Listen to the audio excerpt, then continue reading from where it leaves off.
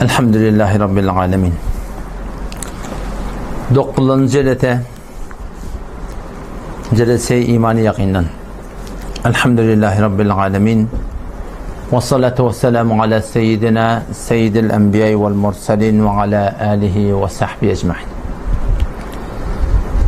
Celesat-ı imanı yakinden Sure-i Vaka'dan 9. celete geldik. Hayatında bizim ne kadar ihtiyacımız var imanın gururuna, yakinin gururuna. Hemçinin ki biz ahkamın da hakkında agahi tapmaklamız gerek. Namaz ne yaparım okuymalı, aradan tutanında ne yaparım tutmalı, hicab meselesi ne yaparım malıya. Şuna mendeş hacı gidecek vatan ne etmeli, salamın ahkamı, o şoparım dehretin ahkamı. Şimdi 24 saatın içinde sen Huday Peygamber sogap deyip hayti bir iş edecek vatan, şolun ödüne oraya hükümleri var. Yöne şu hükümleri yürütceyen, şu hükümleri sen teyarlayan, şu hükümlerin sen vücudunda şunu etmekliğe şovuk getiriyen, hevet getiriyen, yaltaçılık gelenine, kıyınçılık gelenine, şu yaltaçılığın, kıyınçılığın evine durduyan neyme? Adamların anamı, etiqadın. Adamlarda her ne kadar iman, etiqad, hayti burada da, fakat kıyametin hakkında değil. Fakat namazın hakkında değil, fakat Huday Teala'nın hakkında değil, fakat o dünyanın hakkında değil, fakat dinin hakkında değil. İnsan hayti burada da etiqad tapsa, şun hakkında, şol adamın emel kerdi, amal etşi, oylanışı, şun hem adına fark veriyor. Ne fark veriyor? Adamların etiqadı fark veriyor. Etiqad doğrulunsa, hayti burada da şun hakkında amal doğrulunuyor. Misal durma olsa kalmamış. Misal zende şu an ne koronanın vurduğunu. Korona diyen bir bela orta geldi. Haçan gider Allah Teala'nın orada vuruyor. Allah da bizim başına tavukluğunu yani. O zaman şu koronanın üstüne kendi tebliğat oldu. Adamlara inandırdılar. Adamlar da gözüyle gördü şunu. 50 neyme bolup veren adam bir vorten dem kıtıbı tutup da bir başa aylık boluya da yatıveriyor. Baştaki milletçilik ayaklı değil diyorlar. Şeyle bir yerliğin aytman durdular, dimen durdular, aytman durdular. Dimen durdular, adamla yakin ettiler şun hakkındaki şey, çından şeyle bir daha şu. O zaman şunu emetti, adamla ken amallarını şöyle sonra etiqad tapsını oraya ütgetti şu. Adamla kepleyişini fark ettirdi. Ne yaparım? Avval yakınacak kepleşerler olsa, ne aradı? Şöyle açık kepleşerler. Adamla duruşunu fark ettirdi. Avval yakın duruyorlar olsa, ne yakın taşlayın duruyorlar. Adamla ahlakından fark ettirdi. Ne yaparım? Avval selamlaşırlar olsa, inni selamlaşmakta kıyın görmeyen durdular. Adamdan barayan ceretlerini fark verdi. Ne yaparım? Avval barmadan ökölep, çağırmadan kıyın görüp ben ceretlerde, inni çağırtan kıyın görüp, çağıryanla çağırmaklarına yaramadı. Ne ettirdi sıratları? Etiqad ettirdi. Yani adamlarda etiqad doğruluğunda adamlarda şun mebnasına göre amalı fark etti. Ferezen hemana şu at. Bizim öyümüzde 2 gün, 3 gün zından vururum olsa. Zın diyen bir mahluk var. Allah Teala Kur'an'na mahsus bir sure indiriptir zillan hakkında. Kul uhiye ileyye ennehu istema'a neferun minel cinni fekalu inna semi'na Kur'anen acaba. Zillar hem geliptir Peygamber Aleyhisselam Batn-ı Nahl'de namaz okuyup duqa gelip Peygamber Aleyhisselam şu namaz okuyuşunun idinini Kur'an'ı eşitip zat edip onun da iman etiptirler diye. Kul uhiye ileyye ennehu istema'a neferun minel cinni fekalu inna semi'na Kur'anen acaba. Şeyde bir acayip bir kelam eşitlikte diye. Ne yapar mı kelam? Yehdi iler rüşdi fe amennâ bih ve len nüşrike bi rabbina ahada ve ennehu Allah Teala etiyallah. Teala ceddu rabbina mettehada sahibeten ve la veleda ve ennehu kâne yekûlu sefîhuna. İblisin hakkında etiyallah. Alallahi şetata. Samsık deyiptirler iblise doğram. İman getirirler doğram. Avval iblisin yine şüphelen adamla iman getiren sonra iblise tamsık deyiptirler Kur'an'la. Yani şol jının hakkında şolun vakti ki var adamlar jından gurun atan öýde bir 3 gün öýde jından gurun edilsin. Otam denan oğlan uşan hemmenin öyle şiddetli çıkmadı gece. Eğer hammamda de suyda hayatta oturan gitmedi ne kadar fark etti. İdin burada geliyen yalak, idin burada geliyen yalak. Heva gözep durağada gecende bir vaatınla ayakları etmek odeten turdup öyle olu qamur iş ödekiler. Ne mittir ya şonu? Avval eline mi gidip geliyordu? Ha? Avval hiç kep görün yoktu. Eman yüreğine hof düşüp, korku düşüp, kullen raftarını, berkordunu hemen adını ütkediptir. Ne ütketti? Etiqad ütketti. Adamlar tekrar etiqad doğrulanda, adamlar kullen fikrin neme doğrulanda şoňa göre amal etmeklik adamlarda ne böyle? Antat böyle beter yani. Beter antat böyle. Oğlum şu daydan o dünyanın da hakkında söyle.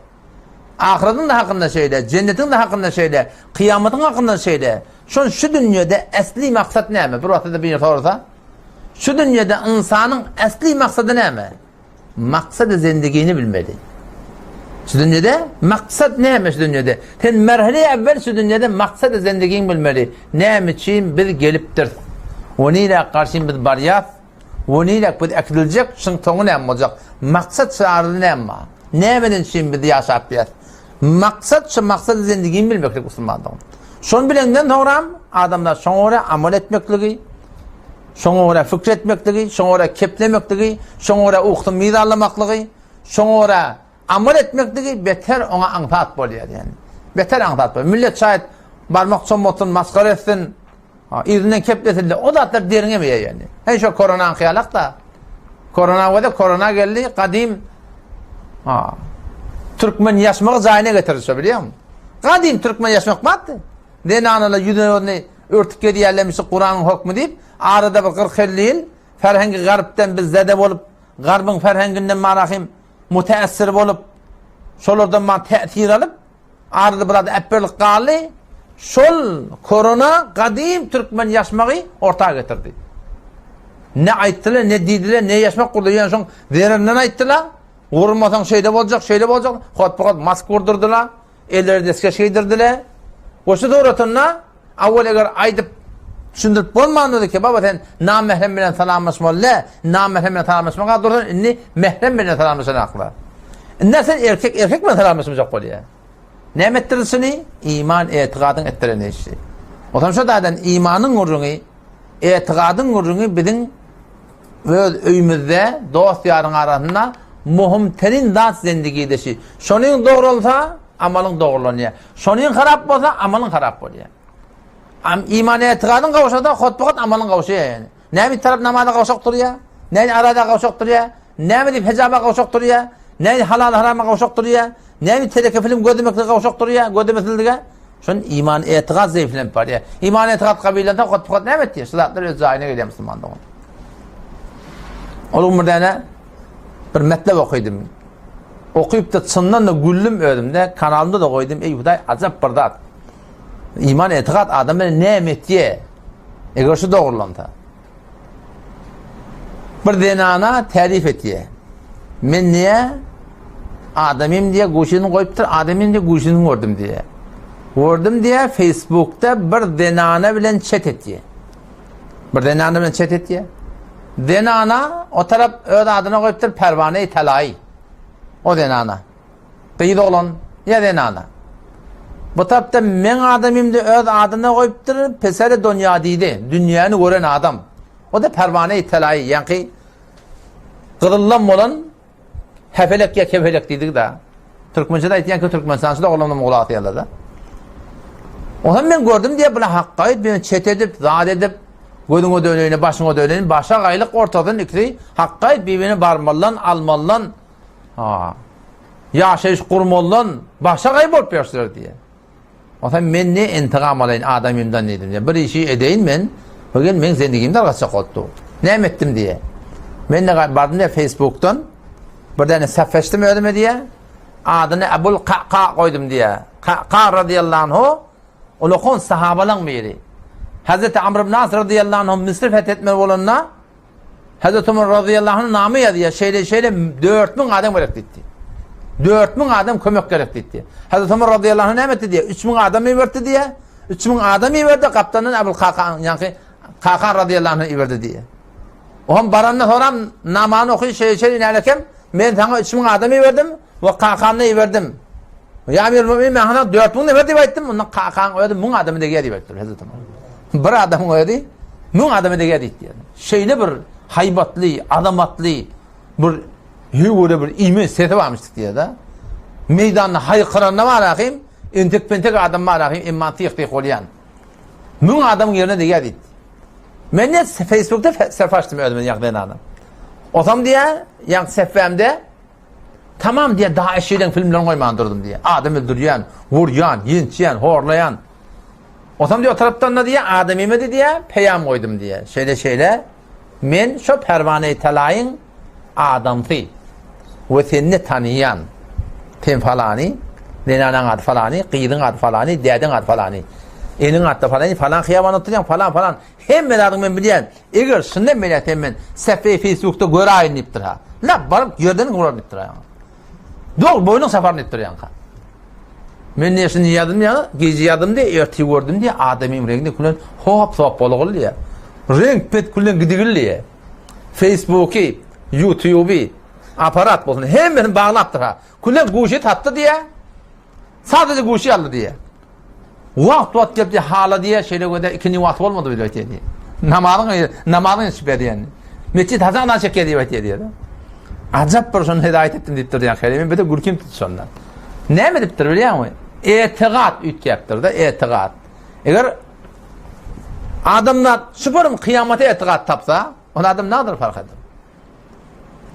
Rabbus semavati vel ardı ve ma beynehuma فَاعْبُدْهُ وَاسْطَبِرْ لِعِبَادَتِهِ هَلْ تَعْلَمُ لَهُ سَمِيًّا وَيَقُولُ الْاِنْسَانُ İnsan şey diyor. Şu an insan geliyor, halal haram taygılanak, mehrem namehrem taygılanak, hicabın ehmetin bilenak, üçür dekatı bilenak, namazı bilenak, aradan bilenak. Aslında azat yaşak etmiyor. Neyden için? Çünkü itikadı yok kıyamata.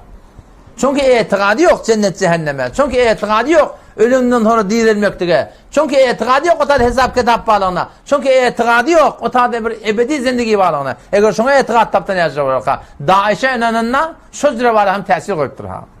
وَيَقُولُ الْاِنْسَانُ اَيْذَا مَا مِتُّ لَسَوْفَ اُخْرَجُ حَيَّا Allah Teala şol bela nispet bir itikat insanlardan Kur'an'ı kurun ediptir. Ne mi diyet yerle diye? وَيَقُولُ الْاِنْسَانُ insana ihtiyar kafir insan. Ne mi diyet ye? Bir itikat insan. اَيْذَا مَا مِتُّ ay her vakti ki ben öldüm. لَسَوْفَ اُخْرَجُ حَيَّا ay men yamaşa öldürüp ölümden dirilip çıkarılmalı. Yamaştan zindagi olmalı. Yamaşadan ben ebedi zindagi verecek diye. Allah Teala ne mi diye? اَوَلَا يَذْكُرُ الْاِنْسَانُ ayyaş insan yadından çıktı mı? Ayyaşın yadına düşmeye mi? Ayyaşı anlamaya mı?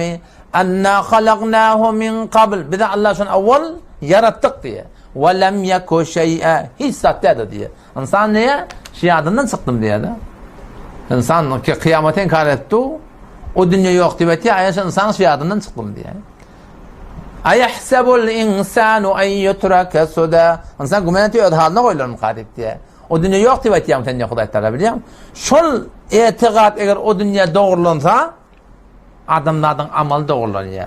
Teniki oğlunun namazı okuyanak, teniki kıydın hicab rahat edinak, teniki hanımadan da halal haram ehemmiyeti yok. Sizlerden ne ama bir itikadı var ya sos itikadı var. İtikadın kavuşaklığı var Müslüman'dan. Ondan sonra da merhale evvel bir eğer oğlunlarımız, hanımadamız dindar olmakla alet edecek olsak, şu nemen doğrulamalı, itikadın doğrulamalı. Kur'an'da laf kıyırık koyuptur Huday Teala. Ya eyyuhan nas, ey adamlar zırlar diye Allah Teala. Kavatten kulak atın deyip. Ne ama çok kadın Allah? İn kuntum fi raybin minel ba'd, eğer küçükten şekin olsa, evlep dirilmekten hakkında, evlep dirilmekten sonra ne ama? Cennet ba, cehennem ba, kavradap ba, ebedi yaşayış ba, hemişeki cehennem ba, hemişeki cennet ba, zindigine tefekkür ne kadar tesir koyuyor adam öyle?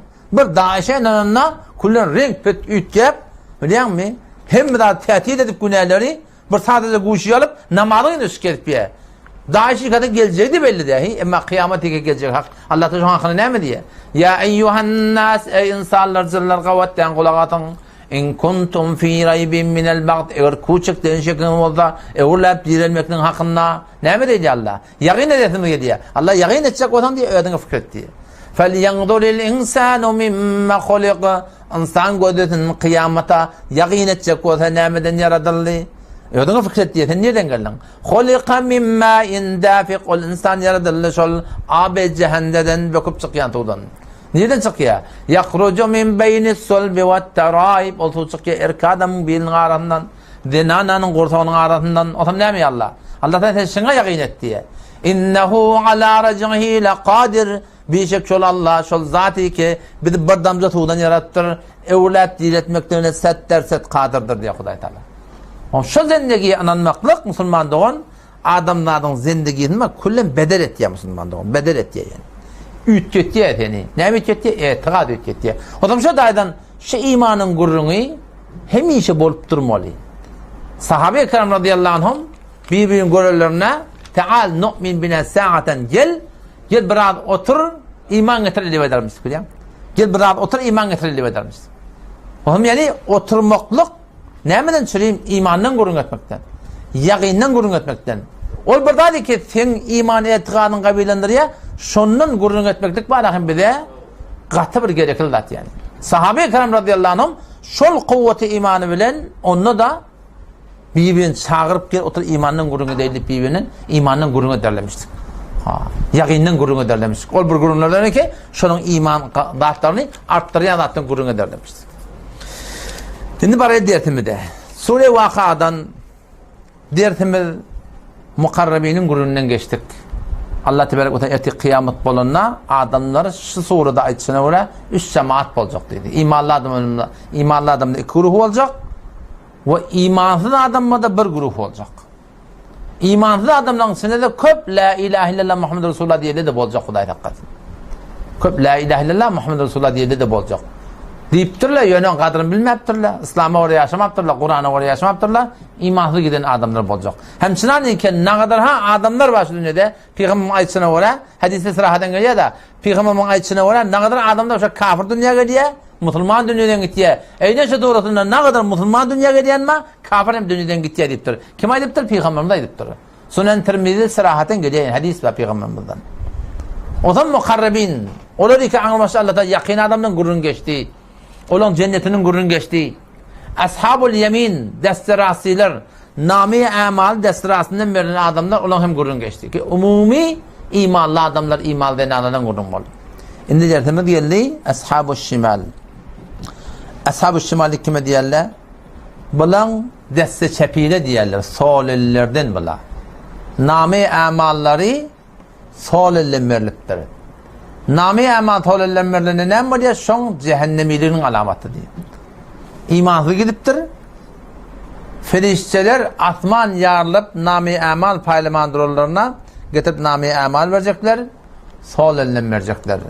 Ve ashabu şimali ma ashabu şimal fi semumin ve hamim ve zillim min yahmum la baridin ve la kerim innahum kanu qabla zalika mutrafin ve kanu yusirrun ala'l hinthil azim وكانوا يقولون أئذا متنا وكنا ترابا وعظاما أئنا لمبعوثون أو آباؤنا الأولون وأصحاب الشمال دست جبيلر صوللن نعمي أعمال برلنر ما أصحاب الشمال بدا بحالة دست جبيلر وايشلون حالنا دي وأصحاب الشمال ما أصحاب الشمال في سموم وحميم نعمي أعمال صوللن مرتردي Erti meydanı mehşere baramızda şu yer kullen yerliğinin ütecek kıyamet bulanına.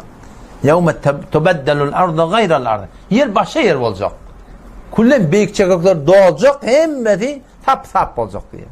Yer olacak noğrayalık, ak noğrayalık olacak. Tamam adamlar kabirden dirilip çıkıp Şam'a karşı, Suriye'ye karşı gidecekler diye. Meydanı mehşer şu yerin yüzünde olacak diye. Ve futihatis semâ ve ebvâbe asman kafa olup yarılacak.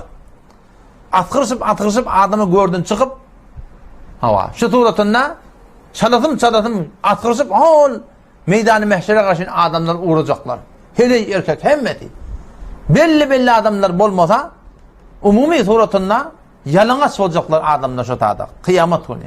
Hazreti Ayşe radıyallahu anh soraptır ya Resulullah. Kıyametin yalangach olacak diyen heleyler erkekler bir tasavvur et. Tamam dinanlılar erkekler hemmeti yalangach. Ya Resulullah deyiptir.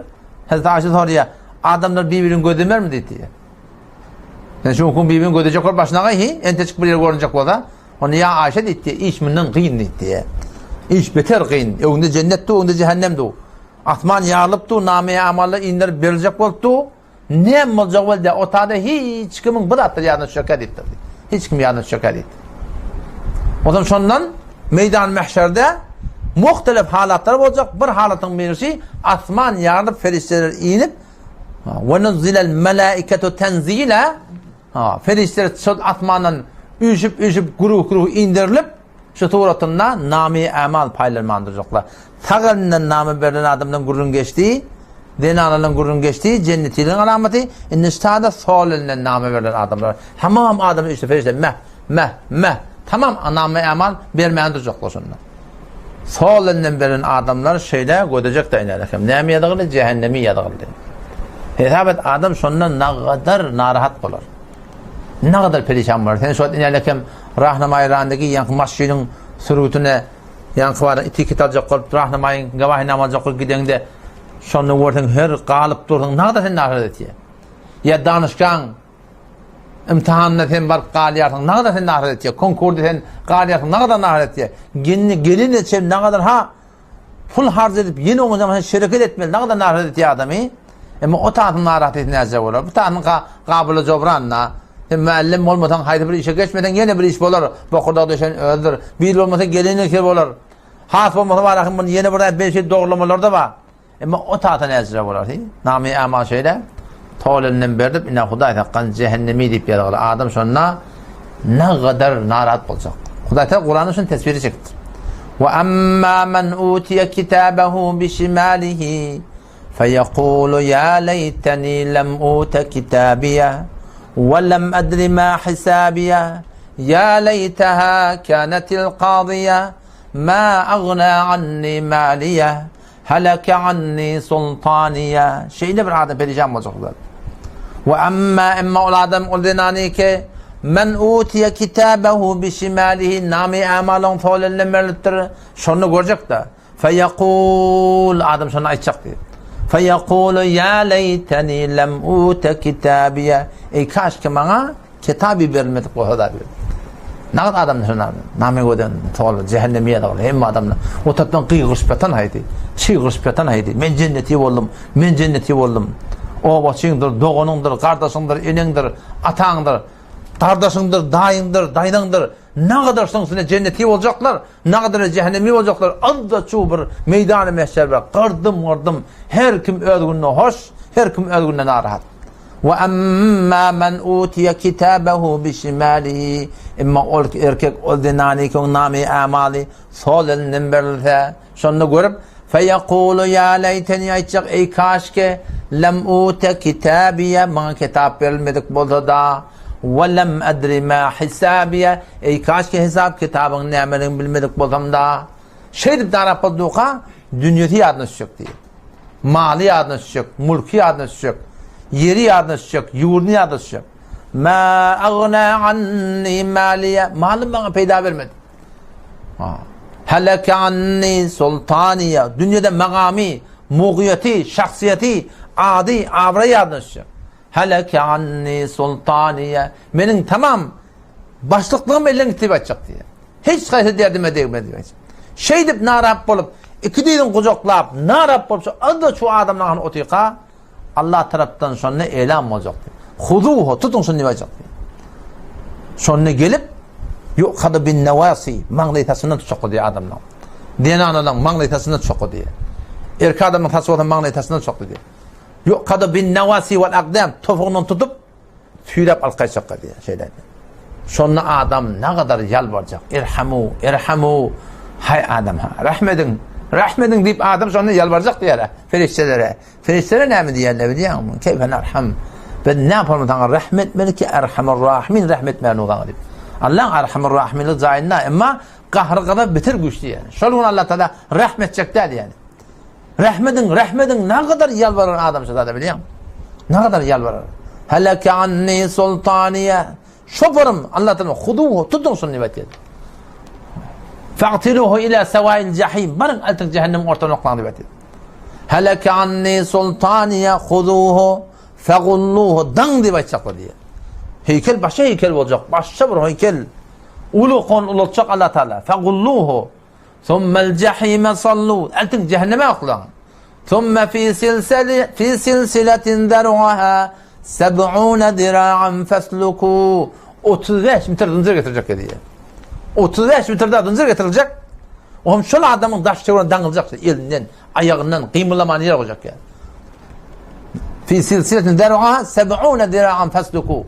Ne mi deyip şey adappa? Allah mevdul mu ediptir mi? Yok. Allah Teala ödünden nef zulmet diye. İnnehu kâne la yu'minu billahil azim. Ol adamatla Allah'ımın imanı yoktu diye. İmanı yoktu diye. Anam yoktu diye. Anamı da olsa fakat öl peydatından çüreyim. Muğiyetinden çüreyim. Abrından çüreyim Huday diyemiştik diye. Şu hukumetin zamamında şuna menişten adamlar kim biliyor? Sen hudaylıklığın senden Huday deyip veren haçan belli oluyor. Kıyınçılıkta belli oluyor. Kıyınçılıklar adam taydiye. Sure-i Hac 11. ayeti barda okuy, adam kıyınçılıkta belli oluyor. Hiç kefetmeyecek odan, gurrun etmeyecek odan. Barmak çomadılmayacak odan. Dininden çüreyim, diyanatından çüreyim. Onu ol iman, erti kıyametin devre demiyor. 11. ayet Sure-i Hac barda okuy. وَمِنَ النَّاسِ مَنْ يَقُولُ آمَنَّا بِاللّٰهِ وَبِالْيَوْمِ الْآخِرِ Adamlardan badiler var. وَمِنَ النَّاسِ مَنْ يَقُولُ آمَنَّا بِاللّٰهِ Adamlardan badiler var. Allah'a iman getirdik diye. Allah'a imanı var. Ama فَاِذَا اُوذِيَ فِي اللّٰهِ Allah'ın onu edit verilenine attaklarına, barmak çomadlarına جَعَلَ فِتْنَةَ النَّاسِ كَعَذَابِ اللّٰهِ Ona demet yere diye Allah Teala'nın şu adamdan benim ediyetini aynı Allah tarafından Arap gelin yalık et yerde diye. Onun şey deyip de demet yerde dinin elçek yerde diye. Diyanettin elçek yerde diye. Allah Tebarek ve Teala şöyle imanlı adamlardan narda alan Kur'an'a istiyor Müslümanlar. Narahatiyler hem işe bol ya. Diyanette kıyınçılık çekmeden bolmur. Şu dünya malını ele getirecek olan şeyler hem. Hatmi narahatiye gidiyor. Sonra şu doğrultusunda Allah Teala mi diye? İnnehu kâne la yu'minu billahil azim. O adamatla Allah'a bunun imanı yoktu diye. İnnehu kâne la yu'minu billahil azim ve la yahuddu ala ta'amil miskin. İnnehum kânû la yu'minu billahil azim. Adamatla Allah'a imanı yoktu diye. Ve la yahuddu ala ta'amil miskin. Garip katar vermek diye heveslendirmek yoktu diye. Fakat öl gayrıtı. Zaman kabalına fikri yok. Daşçıların hakkında fikri yok. Şu atında kurbalıkına yakinen ne kadar garip adamlar var. Kurbalık çalmayan adamlar var. Fakat öl gayrıtı. Ödüm doytan bolya. Ödüm yitem bolya. La yu'minu billahil azim. Ve la yahuddu ala ta'amil miskin. Feleyse lehul yevme hâhuna hamim. Allah Teala şu adamlar şun kune fakat kırgıntı vadiptir. Ve la ta'amun illa min gıstin. İmeli olsa cehennemiler peşev dehret edip bir akar akacak diye gıslin yerle adına. Şundan verecek diye Huday'dan kalır. Şu formal betbati başta var. Allah Teala şunu şurada ediptir. Ve ashabu şimali ma ashabu şimal. Desti çepiler nami amalları solundan berinen adamlar denanlar ma ashabu şimal. Bedava şolan haline diye. Vay bolsun şolan haline. Ne yapalım olacak halleri? Fi semumin ve hamim. Katı bir kızgın yel. Cehennemde şu odun içinde katı bir kızgın yel. Ve hamim ağır baş kızgın su. Ve zillim min yahmum. Keleve olacak. Yönü tütseden mi olacak? Tütsen kelevetin biliyor ne kadar? Tütsen kelevetin neten tavitya hem de üskürdüp akırtıya anlattı. Peyda yok onlar. La baridin ve la kerim. O kelevetin tütsesinde hiçbir tavukluk yok. Hiç onunla bir tiyli hürmeti olacak ya adama. Allah Teala ödün nefyi zulmet diye. Tarzı ne mi diye? Ne için şimdi böyle başlarına geldi? İnnehum kânû قبل ذلك مترفين. Avul o dünyada, şu dünyada, o dünya geçirli adam. Şu dünyada asudeki bergildi. Onlar rahatçılık bergildi. Yeri, içeri, geyeri, mineri hem de evnedi. Hoş geçiriyorlar. Ve kanu yusirrun ala'l hinsil azim. Günah bozurgu şirke beter ısrarlar vardı diye. Şirk diyen bir günah var. Şuna bir ısrar vardır diye. Ulakan Türkmenistanda şirk ne mi biliyor musun? Şunu kun. Türkmenistanda inki ulakan şirkin bir şunu kun halka ve la bolmalıymak. Halkın mukabilına. İyile ve la bolmalıymak dinin mukabilına. Şeriatın mukabilına neftin ve la bolmaklık şu özne onu ulakan bir şirki bu kuda. Ki şunu kun ne kadar ha adamlar var bizim aramızda şey deyip rahat yaşak gelip biliyor musun? Narahatiyeti yok ile ora olup verilen. Narahatiyeti yok halka ora olup verilen şeriatın tertine. İnnehum kânû qabla zâlike mutrafîn ve kânû yusirrûne alel hinthil azîm. Şu günahı bozurgu şirke beter esrarlar vardı. Ve kânû yekûlûn aytiyadlı diye. Ne aytiyadlamıştır? Eizâ mitnâ ayher vatîke bil ölsek ve kunnâ turâbâ kummuzak ve izâmen thunkmuzak einnâ lemeb'ûthûn. Ayet öğrenip dirilmedi. Şu kıyameti inkar eden adam nasıl? O dünya gidip gelen mami, kim gidip geliptir deyip inkar eden adamlar. Ondan sonra ve kânû ev âbâunel evvelûn. Bir de biz ötüllüğüne çellemin ola da dirilmeli. Hep olacak dağıtması deyip diye şunu inkar eden adamlar diye. Şunu adamların nami amalları erti kıyamet günü soğulanın verecekler. لَمَجْمُوعُونَ Allah Teala mı diye? قُلْ اِنَّ الْاَوَّلِينَ وَالْآخِرِينَ ayet şöyle. Evvel ahirin kalır. Bar yok adamlar Adam Aleyhisselam'dan ta ahirin noktaya kıyamet. لَمَجْمُوعُونَ اِلَى مِيقَاتِ يَوْمٍ مَعْلُومٍ Şu belirlen gün mü? Şovun hem adam uyuşturulacak mutluluğunda kon. Bar yok adam. Hiçbir adamı şovun koyacak gelir yerin aşağında. Gömülün olsun gömülün konusunda geliptir. Hemen uyuşturup edecekler. Ondan sonra eylem edecekler. ثُمَّ اِنَّكُمْ اَيُّهَدَّالُونَ Sonra eyyuhaddâ gomrahlar diye Allah'tan. Gomrah yoldan çıkarlar var. El-mukezzibun inkar etyenler var. Sizin başına gelecek bela ne diye? لَاكِلُونَ مِنْ شَجَرٍ مِنْ زَقُّمْ Siz diye zakkum diyen bağdan yersiniz. Zakkum diyen bağ nerede? تَخْرُجُ فِي أَصْلِ الْجَحِيمِ Cehennemin içinden çıkıyor diye. Tel'uha ke'ennehu ru'us şeyatin. Mivolar diye en şeytanın kelleleri yalaktır. Bir bet şekil odun içinden bağ çıkıptır. Mivolar bet şekil femali'une minhel butun. Şonun ağzıqıp ne çekip bilmeni başka iradat yok. Şonu yiyecektir diye cehennemiyle. Şonun yiyecekler. İp de bokuduklarının geçmeyenle yadını düşecektir diye adamlar. Ki bu dünyada eğer iyemizde bokuduklarını bırak yiyete su içerdik. Suğun yerinden geliyor. Odun içinde bağ yanıptı. Şu taada ip tuğla. Şu taada bokurduklarını girediptir. Asgırışıp, üskürüşüp. Ne çek bilmem bokurduktan geçenek. Ne mi deydi? Şununla barıp diye kırgın tuğ çekiyor diye. Peygamber'e aydıptır şunu. O da aydıptır. O taada ölmek yok da. Ölmek yok. Peygamber'e aydıptır. Vakti köşe tuğ, kırgın tuğ. O odun içindeki kap. Şöyle şu göğen kaldırına adam diye doğduğunu kolu ilanına kabına ödü.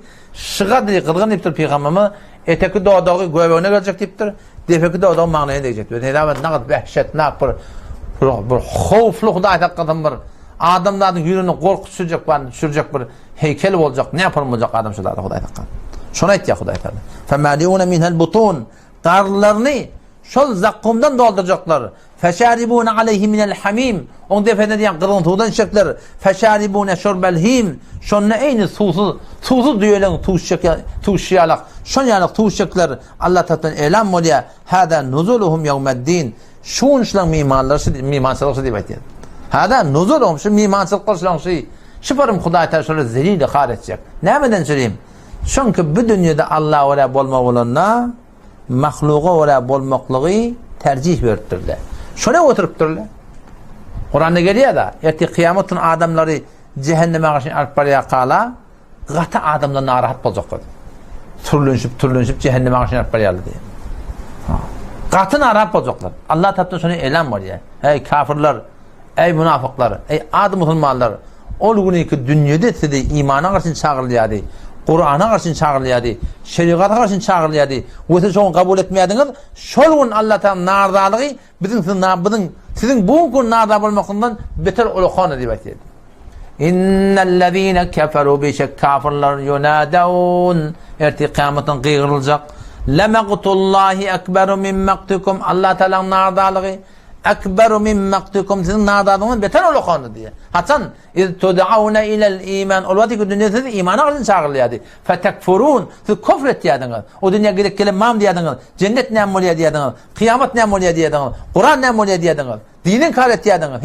şolgun kesin dine karşı çağırılanına, Diyanete karşı çağırılanına, Kur'an'a karşı çağırılanına siz inkar etdiniz. Şolgun Allah Teala'nın nardalığı bütün olu konu diye Hudaý Taala.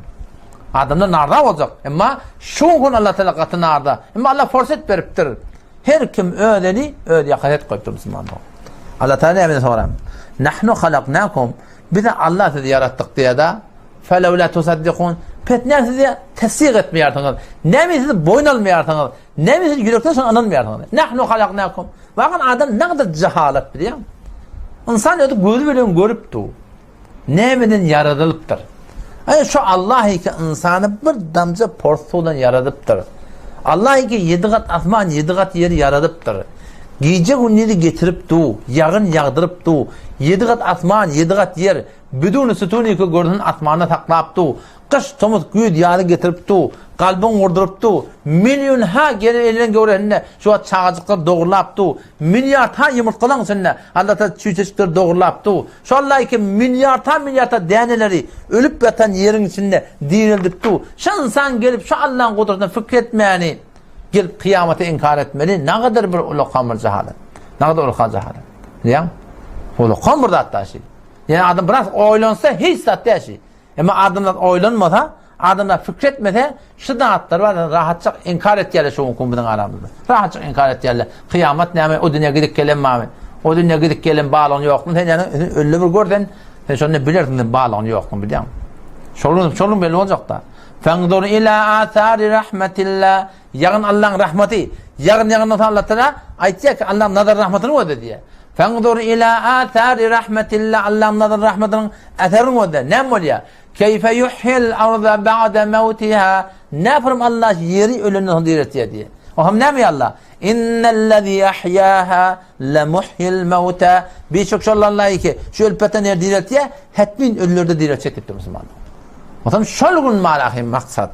Ağaç ata mindirteler, gelmedi yolu gönderteler, karanlık kabra indirteler, ne çek geçer halın tenin diye. O alçaklı talazat alacaklar biliyor musun? Talazat alacaklar. Şuun şeriatı derin emeli. Bir metlep okuydum bir gençler. Hemtayalım diye dinalım bir ayrıldı diye. Hemtayamım diye dinalım bir ayrıldı diye. Bark gördüm diye, azda çoğu adamla diye. Hava. O dinanan cumal oturun diye. Mehrem oturun diye. Mehrem oturun. Dinana yumalı. O dinana götürüldü diye sonra. Sonra bunu talacada var akım suratını cahillemalı, zat etmeli. Başta bir üstten kaptanın erkek kirat yok. Erkek doğurdu ya, namehrem. Haram akım o. O hem yamaşan dinanla girip diyor, kömek geçti diye diye mi talacat Allah diye. Sonra bir alka ettik diye. Kavrun başında han mehremler mi? Men şu daşından gödep bunu, şu adamlar ikiş kavrun daşında doğu. Şu dinana diri altında. Bu adamlar diri. Hiç kim mehrem namehremle işi yok. Hiç kim perde bile işi yok. Hiç kim Allah günah dedi işi yok. Ölünden sonra bulan başağı bop dursun dedim diye. Mehrem getirin, perde örtün üstüne, cetedi görünmesin. Şada namet etti ola diye de. Şada namet etti diye.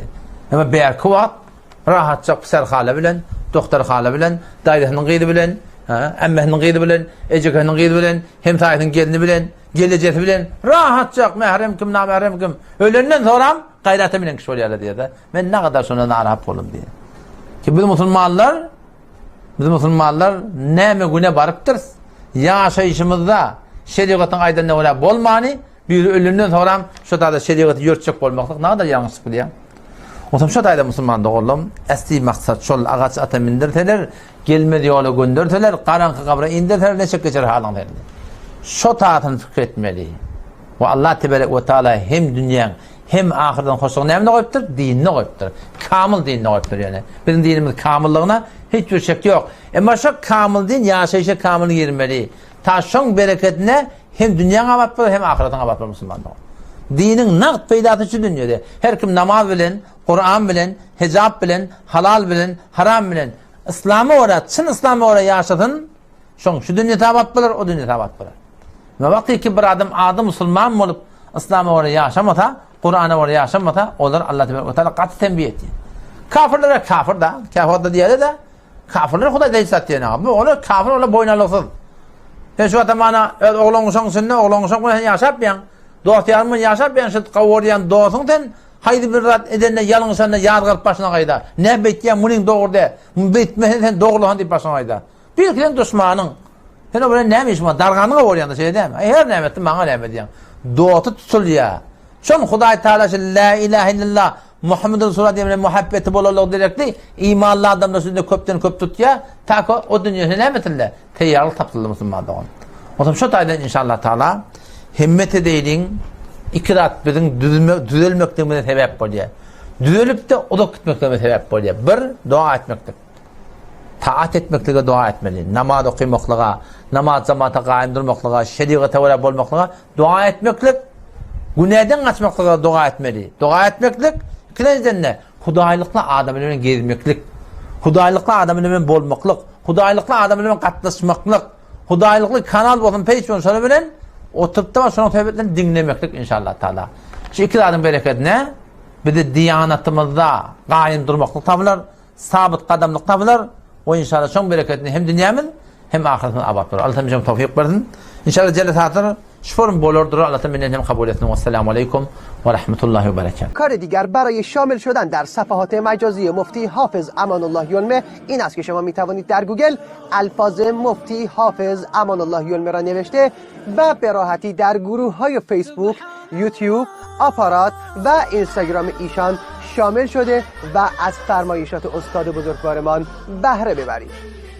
و اگر چنانچه از طریق لینک های داده شده نتوانستید در گروه واتساپ و کانال تلگرام و دیگر صفحات مجازی استاد مفتی یلمه وارد شوید، می توانید به شماره های 2096 650 83 77 818 و شماره تماس 2098 911 963 92 42 و شماره تماس 2098 911 280 25 89 پیام بدهید تا لینک مورد نظر را برای شما ارسال کنیم.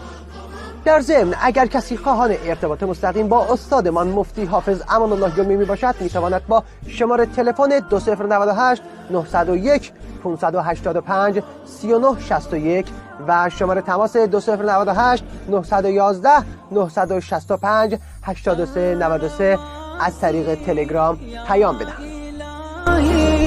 سابحة في هوى